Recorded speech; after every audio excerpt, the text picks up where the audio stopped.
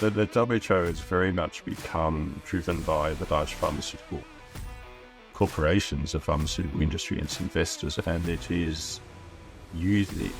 are using it in order to increase their profits. That's what their job is. The problem is that this has been allowed to happen. The whole justification for rushing through these quite draconian agreements is that there is an increasing threat and we have to do something quickly. That there is no evidence of a threat, and the evidence that the WHO relies on to say this, the evidence of the World Bank, that the G20 have relied on to say this, does not show that at all, and they are completely misrepresenting the evidence. People have trouble grasping this because you don't expect the World Bank or the WHO to misrepresent their own evidence, but they are absolutely doing that. Why should we be concerned about the latest developments with the World Health Organization and paying particular attention to the pandemic agreement and the international health regulations? I'm delighted to be with returning guest David Bell, who has had over 8 years' experience previously working with the World Health Organization and direct experience, I suppose, as an insider to see how operations may have changed during that time and how they may have evolved since. He's a global health physician. He's a consultant in biotech. And works with the University of Leeds on pandemic preparedness. He's an author at Brownstone Institute and has worked across many different faculties in public health over the years. So it's a delight to have David back to explore these issues. And I'd like, David, if you will, to begin by summarizing, in your view, why we ought to be concerned, or if we should be concerned about the pandemic agreements and the international health regulations. A lot of the politicians here in the UK are saying we need increased global cooperation, we need to share information across borders. What's really going on here, and do we need to be concerned? Yeah, well, thanks for having me back on, Dan. Obviously we do need to be concerned for a number of reasons. I mean, firstly, just that it's really bad public health policy to have highly centralized, homogenous responses to complex emergencies. I mean, that's basic, and the WHO was clear on this 5 years ago. COVID is a good example where it affects elderly people. It hit countries that essentially had, obese, old populations, and it barely affected countries, say in sub-Saharan Africa, where half the population is under 20. But the same responses were imposed across each, with a result of over 100 million people on the edge of starvation, etc., the things that have happened there. The basis of public health is that people are free to make their own decisions when they're well informed. So we're not seeing people being well informed, and we're seeing their decision making being taken away. So it's just bad public health policy. It'll drive inequality. It'll drive poverty, as we saw during COVID. And what they're planning is to really do what was the response to COVID, which is extremely harmful, but do that far often and far faster. And it's highly inequitable to particularly low middle income countries, where their decision making very much has been taken away, and we're going to see a drain of wealth from those countries to the sort of old colonial powers. This is very much, I think, driven by a sort of corporate colonialist mindset in the West. There are a lot of reasons, both for people in Western countries who are having a lot of their basic human rights taken away, and for people in the rest of the world to really be concerned. You've highlighted some of the major concerns, the one-size-fits-all approach, the kind of corporate collusion. Now, these documents refer to pandemics and pandemic preparedness, but if these documents are ratified come May at the World Health Assembly, how will this affect the World Health Organization as a whole? Does it alter the structure and form of the organization? What's your understanding? Greatly. The WHO has always essentially been an organization where people talk, they share information, and it gives recommendations on better ways to manage health or ways to cooperate. And the international health regulations, although they have weight under international law, they're essentially recommendations at the moment. What this does is it changes this to countries will undertake to follow recommendations before they're made. So it essentially changes these to requirements, and they're made at a central level. by an organization and an individual that has no direct oversight, no judicial oversight, no particular relationship with the people concerned. And it is, we've seen a change in the WHO over the last 20, 25 years, particularly in the way it's funded, which is reflecting on what it's doing now. When the WHO was originally started about 70 years ago, it was on assessed money from countries based on GDP, and they gave that money, nearly all of it, into a central pot. And WHO, with advice from the countries and from its own technical experts, would use that money for where burdens of disease are greatest, and where countries ask for help. Now, most of the funding, about 80%, is specified or is thematic, which means that the funder tells WHO what to do with the money. So the WHO, instead of being an independent body, is a tool of the funder. And the other big change is about 20-25% of the funding is now private. And this is nearly all corporations involved in pharmaceuticals or large investors in those corporations. So this has driven a change really from WHO being population-based, disease burden-based in its policy, to having policies around commodities and selling commodities, pushing commodities, which generate profit for its investors, essentially its sponsors, which are, the main sponsors are the United States and Germany in terms of countries, which are the big pharmaceutical countries. Germany put its money in BioNTech, etc., which produced a Pfizer vaccine. There's a reason why Germany is heavily funding WHO. And the Gates Foundation, which is heavily invested in pharmaceuticals, is essentially a private funder, a private person in the US. So then the next two funders are the European Union and Gavi, which is only about vaccines. It's a public-private partnership. So WHO itself, it's officially an international organization. It's a health arm of the UN. But in effect now, it is a public-private partnership. And the way they work, you take mostly public money, you have private interests on the board and directing it, and they use the public money essentially for their own interests. That's why they get involved in public-private partnerships. So the WHO has very much become driven by the large pharmaceutical corporations, the pharmaceutical industry and its investors, and they are using it in order to increase their profits. That's what their job is. The problem is that this has been allowed to happen. Yeah, well, we saw obviously astronomical profiteering from the COVID from many angles, and certainly Big Pharma were one of the biggest gainers from the COVID chapter. And from what you outlined, you can see, I would argue it's a conflict of interest, but others may say it's in alignment. But it's an obvious conflict of interest. It's a definition of conflict of interest. Yeah, that's exactly what I would surmise. Now, we obviously saw different protocols implemented during COVID, the Operation Warp Speed, breaking all records for drug development. And from my take, I would say there was massive corners cut, risks taken. The standard regulatory approvals were not adhered to, the standard trial protocols were not adhered to, the standard marketing protocols were not adhered to. So my concern with this, David, is with the pandemic agreement and the spirit in which it's created would potentially accelerate more of this behavior or normalize this behavior. What would be your understanding of how these instruments? Yeah, that's what's written into it. So that's what will happen if it's passed. And during COVID, people are saying they're the most tested ever. I mean, this is a completely ridiculous thing to say. The regulatory agencies have made very clear that this isn't the case. So we have some, for instance, Therapeutic Drugs Administration in Australia, Therapeutic Goods Administration.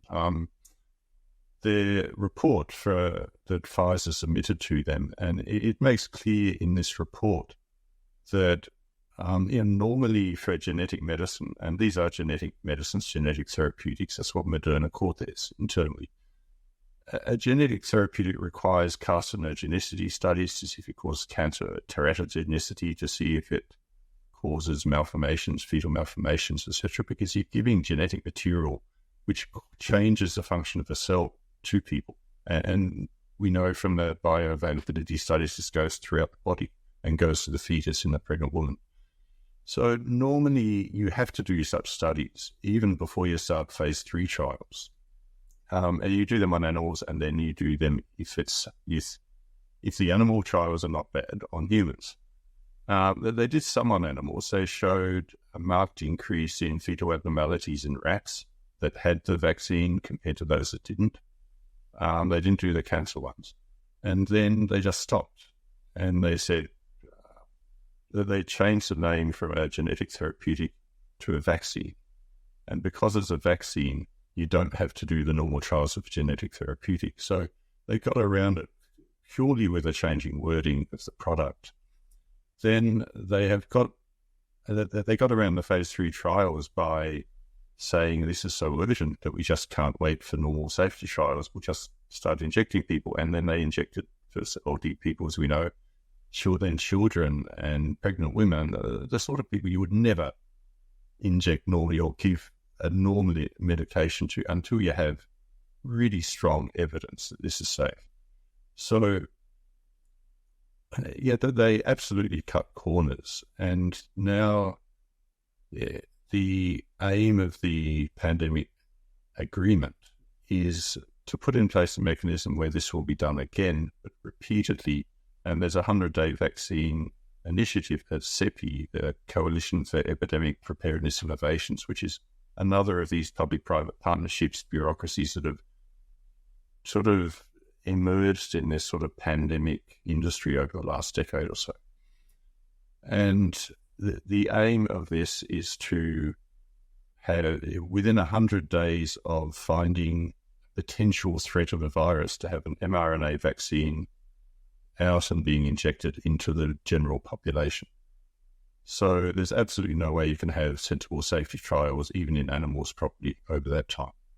So they're going quite falsely on the basis that the COVID vaccines were completely safe and no other mRNA vaccine will be any different. Therefore, we go down that path. And I think this is a large part of why we're seeing such suppression of any discussion and information on the potential side effects, which appear very clear of the current mRNA vaccines. And there are both theoretical mechanisms for why they may cause fetal abnormalities, cause cancer, etc., etc. And there is good evidence of decreased birth rates coincident with the vaccines. There's very good evidence. A paper just came out of Japan of the increase in cancer rates, etc. So, there are a lot of red flags here around these vaccines, but the pandemic agreement will allow the WHO to mandate, together with the international health regulations, allow the WHO Director General to mandate these potentially. It says that in the IHR amendments. And they also build freedom of liability for the companies that make them. So, I mean, to put this in the big picture of what the amendments to the IHR and the pandemic agreement are doing, that they're building a very large surveillance network, which is extremely expensive, and all countries will be inspected and ensured that they are surveilling for viral variants and new viruses, new outbreaks. They can use the threat of an outbreak. So you're surveilling for nature, you find that viral variants are normal. This is nature. This is what happens with genomes.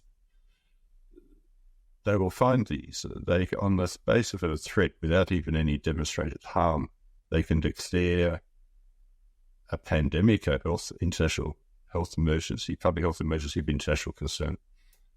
Then they can order essentially lockdowns. It lists in the IHR quarantine, border closures, travel restrictions, mandated medical examinations, mandated vaccinations, etc.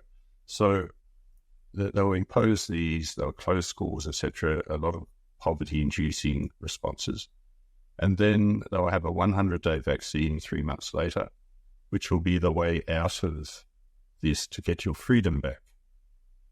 And WHO will, they manage this. They decide when to do it. They decide which companies to make the vaccine, which vaccines will be used. They manage the regulatory part of it to rush them through. And they can force this market by making mandates. So it's, I mean, from the point of view of the vaccine manufacturers, this is just the absolute dream. I don't think we've seen this in any sort of commercial situation I'm aware of, in history. And they're free from liability. The WHO has no judicial oversight. You can't sue the WHO. And so then they'll give people their freedom back, and they do this again. And they can suppress, and countries undertake to manage information that the public can access during this time. So they can censor and make it very difficult to oppose this. And I mean, as we know, that the same pharmaceutical corporations, they sponsor the media very heavily. They sponsor politicians, etc. So we're seeing, going back to the first question, what is wrong with these and with public health? This is where public health has gone on an international level, and people don't grasp it because they think that WHO and all these organizations are there for the greater good, altruistic, and most people who work in them probably join with that intent at some stage. But they have been taken over. It's inevitable that this was going to happen once we allowed large private interests in, and we allowed the funders to determine how their money is used, because their interest is not, the interest of a pharmaceutical company is not getting more health workers in some village in Malawi, even though that may be by far the best intervention to save lives. It is selling vaccines and selling medicines in order to drive profit for their investors. That's why they're involved. So we're seeing the inevitable result of that happening, and of the same companies controlling the media and the messaging around it.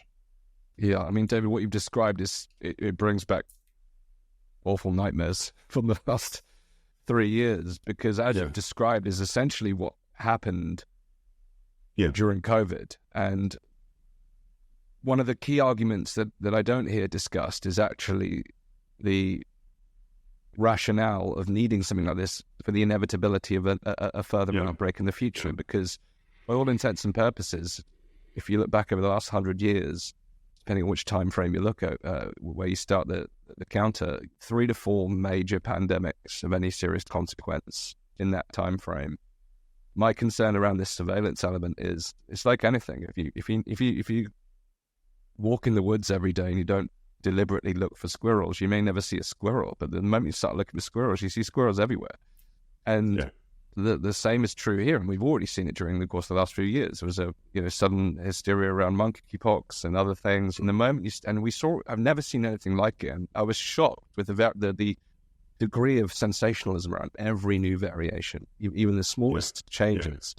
It was always speculated to be the most virulent, the most severe, and a lot of the things that were stated. And as you know, I spoke to lots of people in the scientific community. The virologists have said this is just the natural evolution of a virus, and that they're completely normal. Completely normal, and it's highly improbable that they become more serious in terms of consequence to human health. The opposite is true. But with this surveillance mechanism, that for me is the biggest part, because even though statistically it's highly improbable that we would face a naturally occurring event, and of course probably save the debate for where it came from for another time. The premise here is that this all becomes normalized. What I'm curious about, David, is how will it specifically change? Because they without such an instrument, effectively the WHO assumed that role in many ways. Is the primary difference this now creates a more direct relationship with the nation state? Does it create a more command and control type relationship, moving further away from that advisory regulatory approach? Because we still saw what you've just described happen, but does this normalize it and make it more of a centralized response that's coordinated by the WHO. Is that a ramification? It does, and that's the only reason for doing this. We already have international health regulations that allow coordination and allow recommendations to be made. And we hear some really silly messaging, which is never evidenced, about how the COVID proves that we need more coordination. What would that coordination have done? Absolutely nothing, because border closures did nothing to COVID. I mean, you close the border when the virus is on both sides of the border. You're not actually changing anything. The travel restrictions, etc., did nothing. The viruses, respiratory viruses, aerosolized viruses, you don't stop that by closing workplaces so that everyone goes back to some highly dense, slum or something in an African city. All you do is cause poverty when you do that. So there is nothing that would have really dramatically changed the trajectory of COVID, except perhaps not doing gain-of-function research in the first place. This is all driven by this idea that there's a natural and increasing, and that they use terms, the World Bank, the WHO, etc., use terms like existential threat of increasing pandemics, tripling of pandemics over the next decade, etc. The Spanish flu was 100 years ago, over 100 years ago. We didn't have antibiotics. Most people died from secondary bacterial infections. Anthony Fauci's written a paper on that. Since then, there was a flu outbreak in the late 50s, one in the late 60s. Woodstock was held in the middle of it. People just got on with life. Slightly more people than normal died of the flu. Since then, we haven't really had one. And there's a big, a lot of messaging, and the whole justification for rushing through these quite draconian agreements is that there is an increasing threat and we have to do something quickly. That there is no evidence of a threat, and the evidence the WHO relies on to say this, the evidence of the World Bank that the G20 have relied on to say this, does not show that at all, and they are completely misrepresenting the evidence. People have trouble grasping this because you don't expect the World Bank or the WHO to misrepresent their own evidence, but they are absolutely doing that. So the WHO will list diseases like cholera and yellow fever, flu variants, etc., and say, we're getting more and more. Here it's all the ones for the last 20 years. But ignoring the fact that 50 years ago, 100 years ago, these were several-fold worse. The infectious disease mortality is steadily decreasing. We are detecting a lot more because we invented PCR, we invented antigen tests, we invented serology tests, and we got them out into countries that didn't have them before. We had much better surveillance mechanisms. So we see a lot more of these variants. We see diseases popping up. But over the last 20 years, based on the main databases like the Gideon database, which is the biggest database of outbreaks globally, there's a reduction in outbreaks and in mortality. So when they're saying there's an increase, they're actually they're absolutely misinforming us. They're speaking falsely. Their own data shows quite the opposite. And this is really important to understand because, yes, the pandemics will happen, outbreaks happen. Yes, it makes sense to have a sensible, proportionate discussion on this. Probably not spending over $30 billion a year as they're proposing, when we only spend $3 billion on malaria that kills far more people and far younger. So to have a sensible cooperative agreement that is proportionate to the actual burden, which is decreasing, makes sense. They're pushing quite the opposite. They're pushing unprecedented concentration of money on this very, very small burden of acute outbreaks. For the only logical reason, it's not a public health reason, the only logical reason is this pharma-driven profit motives that we discussed. Yeah, well, I concur on that one.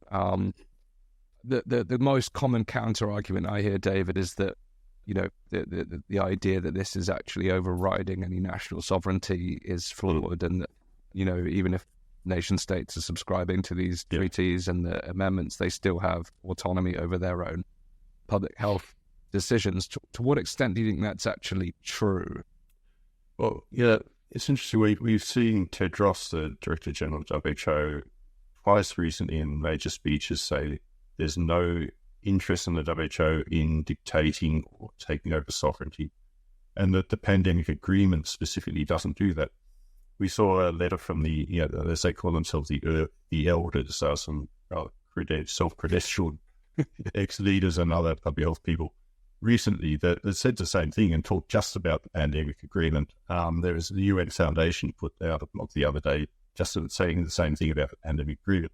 They're deliberately ignoring the international health regulation amendments, which say exactly that countries will undertake ahead of time to do everything that the Director General and the WHO say.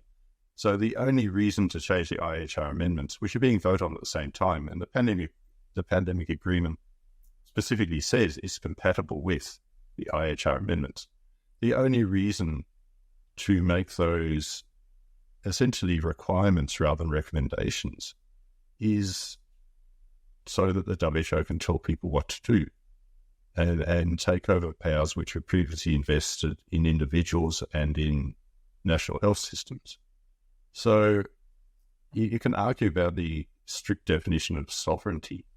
Certainly these are taking decision-making that is currently in individuals and nations and putting it in the hands of an individual, actually, to use whenever that individual states, as long as that individual states. And that individual is heavily influenced by private corporate money where there's clearly vested interests. So that is what is happening. To me, that's obviously, certainly in spirit, a loss of sovereignty, even if our leaders who are off to the Davos every year and very much dependent on pharma and so on for their re-election, even if they voluntarily give up those powers, their voluntary giving up sovereignty is still giving up sovereignty. So to say that you will sign the agreement but you won't let that happen basically means your signature doesn't mean anything. Your country's word doesn't mean anything. So you're signing an agreement, you're signing a treaty, but you have no intention of keeping it. Now, countries do that, but it's not an honourable way to conduct a country's business. So I think it is giving up sovereignty. I struggle with the arguments that suggest that that's not true. Yeah, I mean, even in the absence of such a document, the generalized central lockstep approach showed that the kind of groupthink around this dominates. And even if the expressed terms aren't explicitly ceding sovereignty in the final document, it's the spirit of which it is created. I think it's the same as any national law. You can behave lawfully without knowing the law. You behave as you perceive is lawful, and the same is true under the spirit of these documents. It creates it normalizes the conditions in which we've lived within during the course of the COVID chapter, and that for me is part of the concern. There's a strong coercive component as well from the World Bank and the IMF, who are very much on board with this, and it appears, it's hard to know how exactly how it's up, but it appears that there were requirements during COVID, particularly for low and middle income countries, to do this.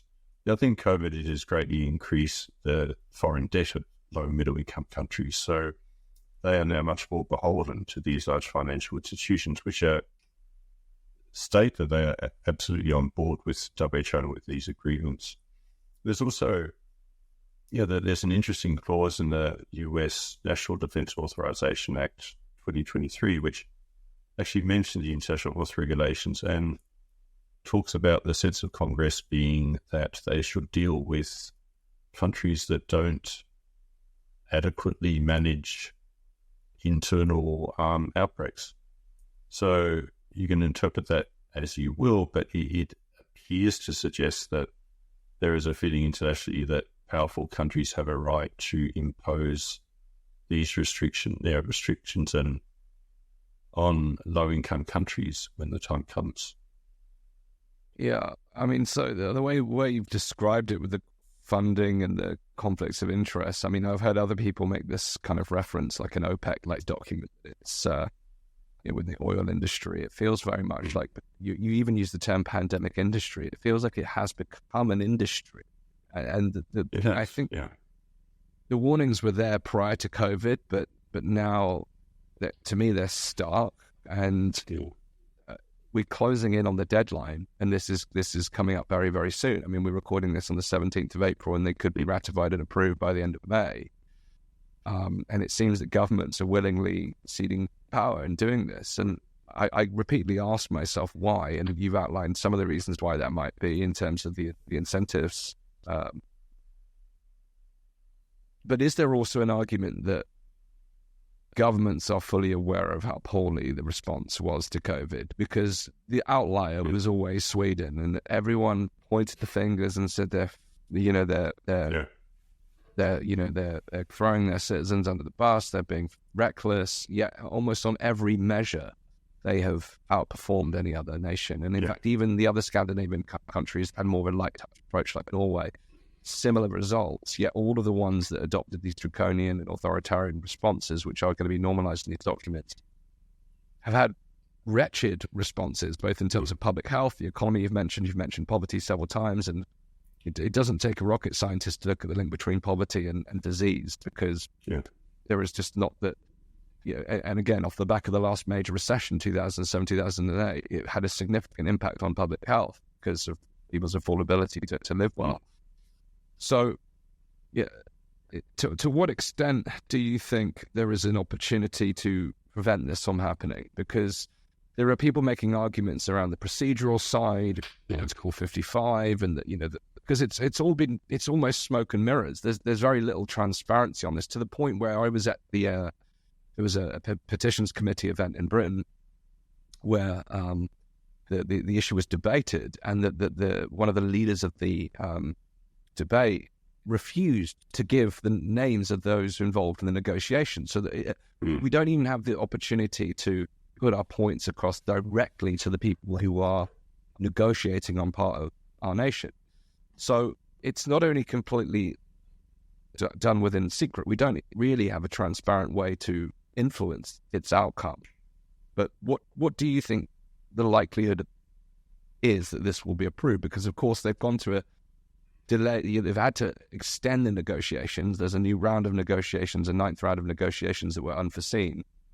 Is there any prospect that these things could be stopped, in your view? Yeah, so both of them are still being negotiated. Which, as you mentioned, Article 55, which says that there has to be, and the IHR, that they have standing under international law. One of the clauses says there has to be 4 months to review before a vote, and there's a good reason for that, because there are 300 amendments that are being discussed at the moment. These have implications on health systems, human rights, economies, etc. in countries. You can't vote on something like that without first having a long time to understand the implications and whether it's a good idea for your country. So there's a deliberate effort to stop that review from happening, and the justification for that effort is the falsehood that outbreaks are rapidly increasing, and this is an existential threat that we're dealing with. That's a false. For natural outbreaks, that's certainly false. So we can assume that it is because there's a profit motive, etc. around this. There are other reasons other than public health. So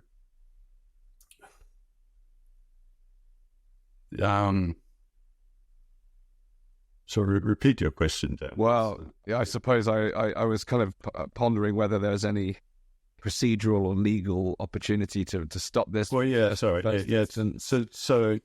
is. So countries could say that they need that 4 months, and that should stop it from happening. The Dutch Parliament have just passed a resolution, a vote saying that should happen. Otherwise, they should vote against. It needs quite a few more countries to do that. It's been discussed in the Uganda Parliament. There's a lot of interest in Africa because this is seen very much as a colonialist, quite rightly, it's a reimposition of colonialism. Could you elaborate on that? Can you explain how you mean that? Yeah, it's what happened in COVID was a huge wealth extraction from African countries towards Western economies, in particular Western corporate. And the colonialism, the European colonialism was run on sort of corporate government partnership, the East India companies, etc.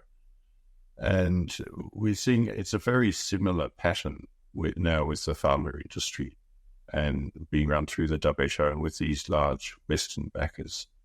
So, and the decision making is very much Western based. This is, COVID was perceived as a rich country problem, but it wasn't a problem in nearly all African countries. They have much larger health burdens, other priorities. So this is, it's sort of taken over. It's both from an economic point of view and the point of view of power and decision making. It's taking power out of those countries and essentially putting in Geneva and in the companies and the countries that are most influential there. I mean, to me, it's a shocking prospect. And, unfortunately, I've got clear awareness, and being able to speak to people like yourself brings even greater clarity around those consequences. And I would imagine that people listening to this for the first time and they're saying this is all very rational arguments, but there's still a lot of support for this, and I don't understand how anyone would support this. So what's the straw man argument in favour of this? What's driving the tide outside of the pharmaceutical industrial complex on this? Well, there is this narrative that things are getting much worse, that we're having more and more outbreaks. It's a false narrative. We showed in the report we put out from the University of Leeds that this was false. Yes, outbreaks occur, but certainly the impact is getting less, and certainly natural outbreaks. And if you take out COVID, very little has happened. The West African Ebola outbreak is often mentioned as an example. I mean, there was 3 or 4 months of inaction from WHO, which allowed that to become so big. But so big is 11,000 deaths. That's a lot of deaths, but it's 4 days of tuberculosis deaths. So, to put these in, and that's one of the biggest outbreaks we have, 4 days of tuberculosis. So it is ludicrous to say that outbreaks are an existential threat, etc. But that is what we are constantly being told, and people start to believe this. They read it in the media all the time. The World Bank says it, the G20 says it, the WHO says it. It's hard to grasp that these organizations are actually not telling the truth and are essentially lying in a lot of what they say. So most people struggle to accept that because it's a huge mind shift, and it opens all sorts of problems with what on earth is going on. And, do we really have democracies? Who really decides who are the leaders of our political parties, etc.? So most people don't want to go down that, people call it rabbit holes, but they're not really. This is the way humans work. If you're running a large company, or you're running Vanguard or BlackRock, one of the big financial institutions that have the major shareholdings in all of these companies and in the media, etc., then you will use those assets to generate more income because that's your job.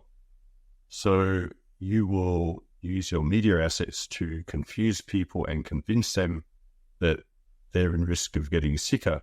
If you've got a lot of pharmaceutical investments that you need to make money out of, it would be stupid not to do that, unless you're a moral person particularly. But from a purely financial point of view, they're doing these big institutions that essentially run Western capitalism now.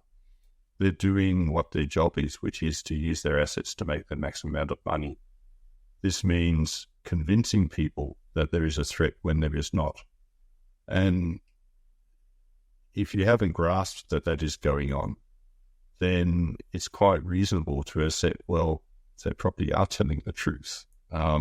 maybe we should do something, maybe, although I haven't seen people dropping dead around me, there is a huge threat and lots of people dropping dead elsewhere. I know people in Australia who were convinced that here in the US, people were dropping dead like flies because the media told them every day. So I think a lot of people are going along with this because, including politicians, because they believe what they're being told. They don't realize the amount of false messaging that is driving this. I concur. It's which explains the lack of media coverage, because that's the common objection I get. Well, if it was as bad as you're saying down there, why wouldn't the media be talking about this? And the reality is, there is no investigative journalism in any of these major publications anymore. They are beholden in the same way to the same conflicts as you outlined. But we live in such a monopolistic world, a heavily globalized, centralized monopoly, that many of these organizations are interlinked. I saw an infographic just yesterday that showed that 12 food companies own 500 plus of the biggest food companies on earth, and you can obviously see how these linkages are formed, and that's the same in the pharmaceutical industry and the media industry. They're all parallel. It's a complex web, but they're all interlinked, and they're so the major shareholders in Pfizer and AstraZeneca are the same as the major shareholders in CNN, Time Warner, and in the New York Times, and in Google, Apple, Facebook, etc. So it's the same controlling interests in these. And when you see that, then this is just obvious that this is going to happen. These conflicts of interest, of course, will happen. When 90% of a drug regulatory agency's income comes from the pharmaceutical industry, obviously they're not going to keep rejecting all their products. The New York Times, you talk about the media. If the New York Times came out and said, the Pfizer vaccines, Moderna vaccines, this is that they showed the animal trials and the increase in fetal abnormalities in rats, etc., that they showed that they concentrated in the ovary and the adrenal glands and the liver. They showed that they concentrated on what VS is showing, a associated increase in mortality, etc. Then, and they said, so maybe we should stop pushing these out and do some proper trials. If the New York Times said that, they would probably lose the bulk of their pharma sponsorship, their pharma advertising, which is the main advertising revenue for the paper. So they would have to sack half their staff. It's not rocket science to understand. It's not some big conspiracy that all these people are conspiring together for some global governance scenario. I mean, there may be people at the top who would like that, but the people at the New York Times, they just want a job. And they know that if they tell the truth or they do solid investigative journalism, then their paper might fall because it only survives advertising now. Yeah, that's why the alternative media landscape is so important. It is vital, in this, or the new media landscape, as I prefer to call it. David, so I think one of the key things we've landed upon is this false notion that we are living in a world where there is a greater threat of pandemic-type risks. I suppose I would put also an asterisk on that, because the documents, the way I assess them, state that it widens, it seems to broaden the scope of what could be deemed a public health emergency in which these types of powers could be executed upon, which to me is quite frightening. People have talked about climate-related lockdowns and things like that, and it's the way that it's worded is so broad that the parameters are so wide that to me it feels like anything could become a public health emergency, and all of a sudden travel restrictions, whatever may follow. But for some reason, people aren't understanding that argument, and therefore even to explore alternatives, because the question is, well, not if not this, then what? Because that's the other barrier I come across. So what's your response to that? What is the alternative? Does it require an alternative? Yeah, so we were dropping dead in 2019. We weren't, actually.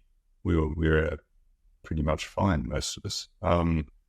We were better off then than today globally, because we have seen such a shift in wealth over the last 4 or 5 years. So there is a lot more poverty now, a lot more people on the edge of starvation globally. There's an increase in other diseases, cancer, malaria, etc. So, yes, outbreaks occur. We have much, what we die of is cancer, heart disease, tuberculosis in other countries, diseases such as that, not, except in rare circumstances, acute infectious disease outbreaks. So it's almost we may need to do nothing, but whatever we need to do needs to be proportionate to everything else. There is nothing in either the IHR amendments or the pandemic agreement that talks about assessing things proportionate to the greater burdens of disease elsewhere and making sure that we don't divert resources, which we absolutely will, from other diseases to this very small burden of outbreaks. So inevitably, these will make things worse because more people will die of other diseases because we're diverting resources, we'll be closing schools more often, making people poorer generally. So people will die younger because of this.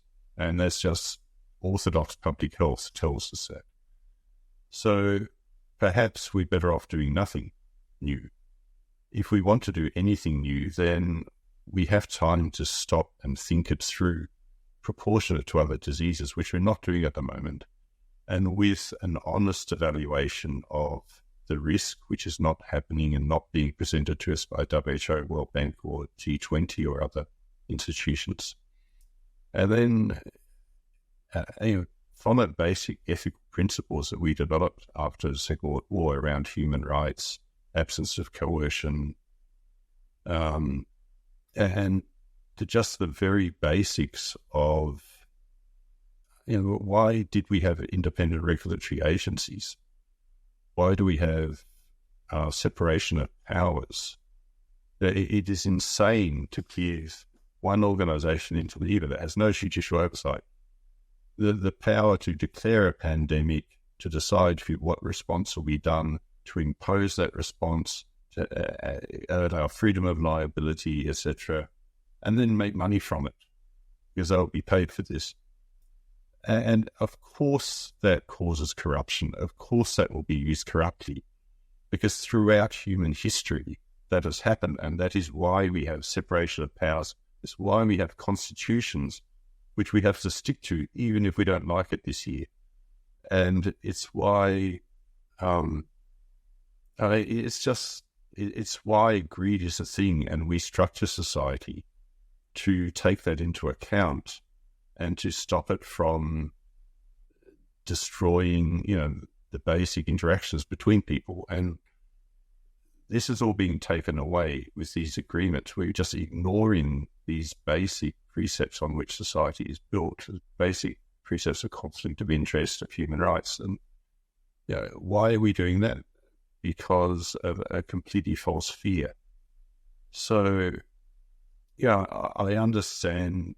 I know people who are genuinely scared because they've believed all this. But, the whole... People need to grasp how insane this is. So we probably need to do very little new for pandemics. We need to do something about heart disease. We need to do something about, in the US, people with life expectancy was dropping due to metabolic disease prior to COVID. That should be an emergency. There's a cancer emergency at the moment. There are far more pressing issues than natural outbreaks. If we're worried about bioweapons and unnatural outbreaks, then that's a completely another story. And of course you wouldn't delegate that to someone in Geneva to look after, because that's a national security interest. So you would keep that within the country. So there's no logic to any of this unless you're a group of people at the very top who don't have a strong allegiance to any country in particular, don't have very strong morals, and are really interested in making lots of money and getting lots of power. So it's hard to see what other drivers are behind it. You've made so many strong points, David. I think the points around directing attention, focus, funding towards the actual root cause of disease and ill health and the primary causes of mortality would represent a significant shift. And I thought throughout COVID that COVID became the big C. It overtook cancer as the big C. And throughout the entire period, I thought if you had this laser focus on heart disease or obesity or cancer, I mean, cancer, what progress could be made with cancer if you'd spent 4 years obsessing over globally on how to tackle cancer? But the problem is, with all of these healthcare elements, even then, it's the pharmaceutical industrial complex, which, and as an entrepreneurial mind and a problem solver, I always go back to first principles to understand what's actually causing this and what's the most appropriate remedy, which you said, sometimes it's actually, it could be nutrition, or it could be sending, appropriate healthcare, which is the other argument here, because all this centralization, the United Kingdom, the healthcare system here is falling apart. There's some great hard workers in the NHS, but quite frankly, it's not fit for purpose. Where is the allocation of resource to localized community healthcare? And people talk a good game about community healthcare, but the reality is community healthcare has been replaced by centralized global healthcare. And it's not healthcare is not, I struggle to use the term healthcare in a conversation like this. It's not healthcare, it's drug management. And that's it is. Yeah. That's the reality. It is. I mean, the best you can do for healthcare, as shown repeatedly in low-income countries, is to increase the very basic access to basic management, to sanitation, clean water, good nutrition. They're the basics, and certain vaccines help. Obviously, essential medication, antibiotics help, etc. But the reason we live longer in the West is primarily better living conditions, sanitation, better diet, and there's overwhelming evidence for that. No one questions it. This is what I was taught in medical school. There's false narratives now about, it's all about vaccines. Of course it isn't about vaccines. You look at the trajectory of life expectancy, and vaccines have helped a little bit at the end. They came very late. There are other questions on whether giving 70 vaccines to a child by the age of 10, as we do in the US, is a good idea or not. But we don't know, because we never actually done sensible trials to determine that. But so if we're concerned about public health, there are, and as you said, if we had this sort of laser focus, we could do enormous amounts of, make enormous progress on this, on metabolic disease, which is a huge problem in this country, the US, with overweight and hyperinsulinemia, diabetes, etc. Which, the reason people die of viruses such as COVID is, it was age and it was metabolic disease. So if you're serious about pandemic preparedness from viruses, the first thing you would do is improve nutrition and reduce metabolic disease, and you would focus on that, and that would make people live longer anyway. And when an outbreak comes along, they will be much more resilient towards it. But we're not hearing anything at all about that. There is zero about that in the pandemic agreement and the Ministry of International Health Regulations about even discussing that sort of thing. So, because you cannot concentrate wealth through that. But you can concentrate wealth through commodities, through selling vaccines in particular, because you can mandate them and you can give them even to healthy people. Antibiotics are great, but you don't make much money because you only give them to people when they're sick. But that's why weight loss medications is such a focus because people will take them for life. You can mandate vaccines to everyone in the population now, and you've got an absolutely guaranteed income. And the other thing with vaccines is, in many countries and with the new pandemic agreement thing globally, there's essentially a freedom from liability if you start harming or killing people. Which is exactly what we've seen during this time. And the same mechanisms prevent any proper scrutiny, and here we are in a vicious circle that will be repeated if we don't take action. So we've talked a little bit about potential delays and things that could influence the outcome here. You've helped create an open letter, David. Do you want to just tell us a little bit about the open letter and what that outlines? I'm sure it, basis this discussion is included, but what's the hope that open letter will achieve, and how can people find out more about it? Yeah, so there is a website I hope you can put up that shows where it is. We're hoping people will sign it, just to make a point, but the main intent of it is as a basis for countries and politicians and other actors in this to use. So it's just pointing out the truth, the reality about pandemic risk, and that there is not such an urgency that we need to do away with all normal processes. Is pointing out the issues around Article 55 that countries do have. There is WHO has a responsibility, and countries have a need to have time to consider these, and they're still being negotiated. So there is no reason to vote on these at the end of May. There's no public health reason. There's not even a reason for WHO. They can call an emergency session of the World Health Assembly in 4 months' time if they want to. They've done that before. They can do that. So there's no reason to ram these through in May. And there's also a huge equity issue, which we point out in the letter, because if you're the United States or the United Kingdom, you can probably put a couple of hundred people on this, bureaucrats, and at least get a decent idea of what implications this has for your country within 2-3 weeks, perhaps, at a high level. If you're a lower middle-income country with less resources for that, firstly, you've had less input into the process because you can't keep people in Geneva in the meeting room month after month after month as has happened. And secondly, there's no way that you can assess the impact on your much larger disease burdens, the shift of resources, whether you can afford that, the implications for your economy, for your national debt, for human rights within your country, how it affects your constitution. You can't assess any of that. So there's also a huge equity issue.